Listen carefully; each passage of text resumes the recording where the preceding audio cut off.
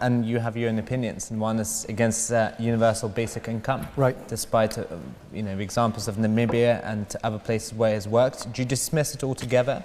Would you dismiss it that it can be applied in the United States? That it can be applied in the United States. Because in Africa, there's just a different living standard, and there's different support structures in place. And any support structure is a step forward in a lot of cases. And I'm not here to say I'm an expert in UBI, Universal Basic Income. I'm still learning and going through the process. But I think in the United States, there's just a different set of incentives already in place. I think that there are better ways to support those in need and give them the resources they need to live their lives. The current programs, no one loves them, and they do have many unfortunate incentives attached to them, where if you do better, then you get less, and so many people are underreporting how they're doing, or constructing a world where they are maximizing their benefit. So 3 things. The first is that money does not somehow convey meaning. And the best it can do is maybe provide circumstances that help people find a path towards some work that they find fulfilling. The second thing is that I have a friend whose sister is on disability, and she's afraid to volunteer in her community because she's afraid she'd be noticed as able-bodied and thus lose her benefits. And so this freedom dividend would be unconditional and free and clear, and so that person would be volunteering and would not have any fear that her benefits are going to be taken away. The third thing is that there's something very, very important about conceiving of yourself as either able or disabled. And so if you're literally getting a check for being disabled, your 2 ideas of yourself are, 1, I'm genuinely disabled, and most people do have some kind of genuine ailment, physical or mental, or 2, I'm defrauding our society and I'm actually totally fine.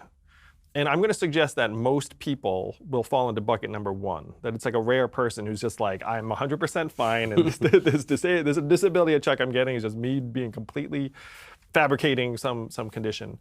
And so if you invert that mentality and you say, hey, you are not disabled, you are fine, you are a citizen of the richest, most advanced country in the history of the world, and you're getting this cash and it's going to be yours no matter what because it's yours and you deserve it, then that would be more constructive in terms of pushing more people into things that they'd feel good about, that society would feel good about, than if we say, hey, there's something wrong with you and we're going to give you this cash in order to survive. I've always taken the approach that there's a lot of waste in government, but but the government doesn't accomplish enough.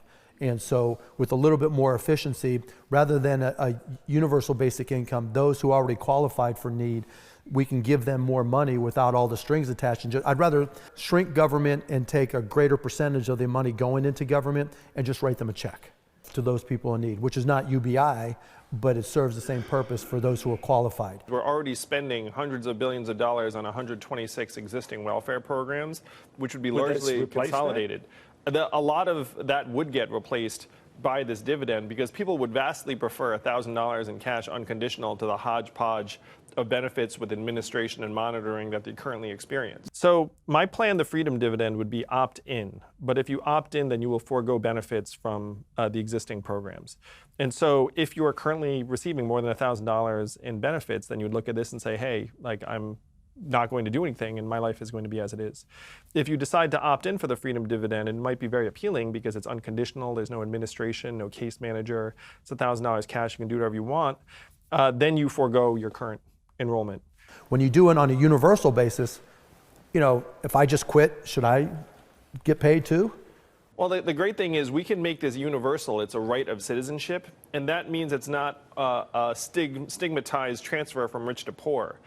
What's fantastic is I really haven't gotten this objection that much around the country. And because Americans know that we like to work, and that the people that, if you gave people $1,000 a month, people would probably work as much or more. And the numbers bear that out. There are 2 groups of people that work less if you give them $1,000 a month. And those 2 groups are new mothers who spend more time with their children and teenagers who spend more time in high school and graduate at higher levels. And I don't think we're mad at either of those. Everyone else works as much or more, and if you have $1,000 a month, it would end up circulating in our economy and creating more work in our communities. Am I going to be happy paying 70% of my income because that's what it's going to take to provide UBI at a reasonable level that people can actually live off of?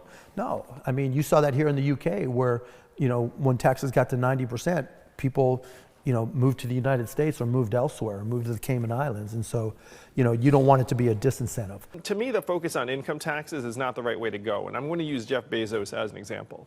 So Jeff started Amazon. He has over $100 billion in Amazon stock. Hasn't sold any. Right. And so there's no taxable event. So a wealth tax. No, so I think a wealth tax, too, is not the right way to go. What we have to do is we have to join every other advanced economy in the world and have a value-added tax, because a value-added tax is much, much harder for big multinational companies to wriggle out of and game their way out of. And again, I'll qualify by all that by saying it's a relatively new topic for me, but my initial inclination is not to be for UBI. So you're what I call UBI curious. And I seem to be something of a resource for people who are UBI curious. But you do recognize that society in the United States will face a great problem for unemployment through automation and everything else. Look, I'm trying to get way ahead of it. Look, the one set of conversations I've had with the Trump administration is about the impact of automation, AI, deep learning, machine learning. The whole nature of work is going to change dramatically, and I've tried to be as far out front as I can explaining that to them. I proposed to the Clintons and I proposed to Trump when I was talking to him. We have an organization called AmeriCorps in the United States, and I thought it should be expanded. We should pay kids more. Right now they get $15,000 a year. That should be double, right? We should expand it from the number we have now. It gets a $1.2 billion budget. That should be 10 times as much, so that we can start putting people to work. But we might as well just give everyone gray overalls while we're at it.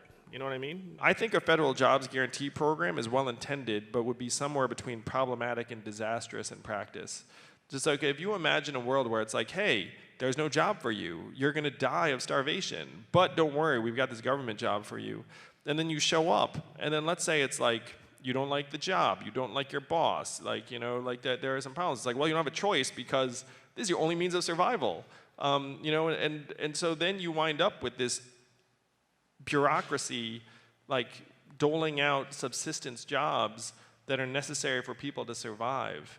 And then you have people get politically activated around that. Like this is a sure path to dystopia. And unfortunately, that seems to be the direction we're trending. So I love the spirit of a federal jobs guarantee. If we could all magically have jobs that worked out and that we liked and that helped make the earth more sustainable, like that would be great. But in practice, that stuff is going to be very, very difficult and expensive and cumbersome and give rise to a whole new army of bureaucrats who measure our performance. So yeah, the nature of work is going to change. There's going to be significant disruption. How we deal with those people that are disrupted in their livelihood, you can't just retrain them, because we're not going to know what to retrain them for. And so there is going to be a need for social support. There is going to be a need for financial support. But I don't think it's UBI, because people just quit their jobs and say, pay me. At one point in your book, for example, you specifically criticize this exact bifurcation. You basically say that there are two completely oppositional ideas, page 182, two completely oppositional ideas that many people seem to hold simultaneously. First, work is vital and the core of human experience. Second, no one will want to work if they don't have to. Well, I assume that you believe work is vital. I mean, you talk a lot about it in the book, and you're opposing that to the idea that people won't work if they don't have to, but you're acknowledging a lot of people aren't going to work. Right? I mean, your basic government proposals involve a lot of paying people, whether they're working or not, obviously. With the goal that we create more work, because I'm very much in the work is vital camp, and that's not just my thinking about it, that's just in the data, where if you look at what happens to idle men in particular, we spend a lot of time on the computer playing video games and doing other things. We volunteer less than employed men, even though we have more time. Our drinking and substance abuse tends to go up. And over time, there are some antisocial patterns that develop in idle men to a higher degree than women.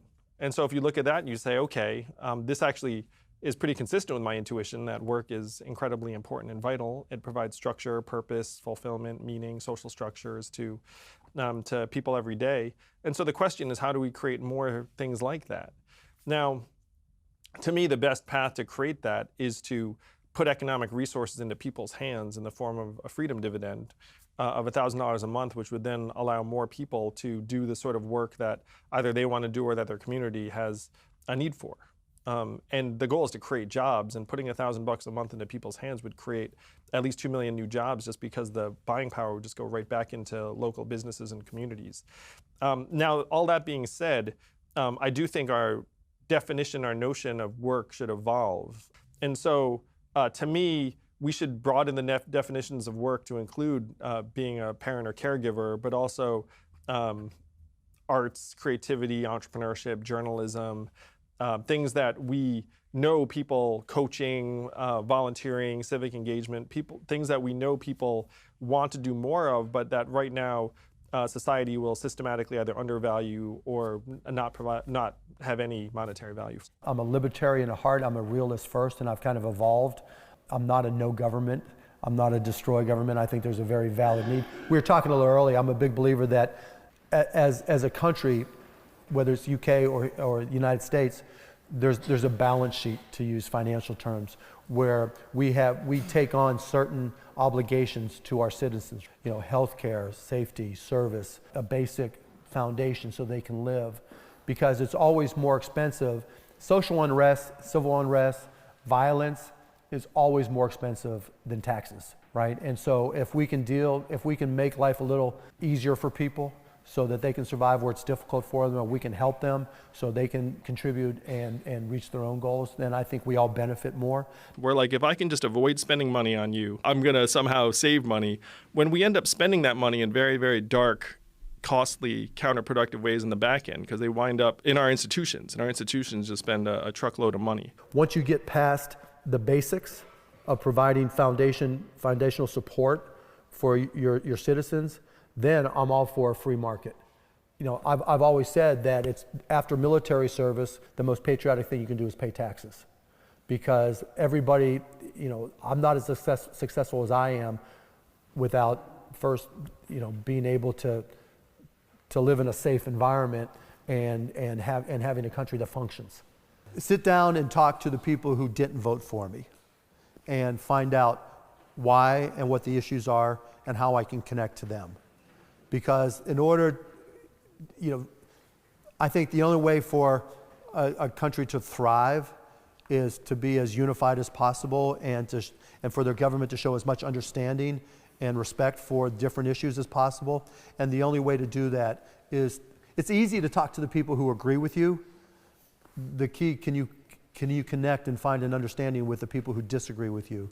And so rather than going around and talking to the people that voted for me, I want to talk to the people who didn't vote for me and learn from them.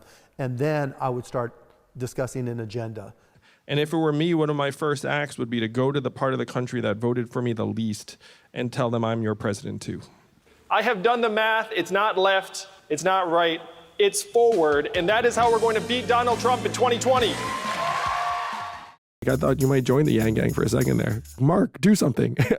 And then Mark's like, I should not be making these decisions.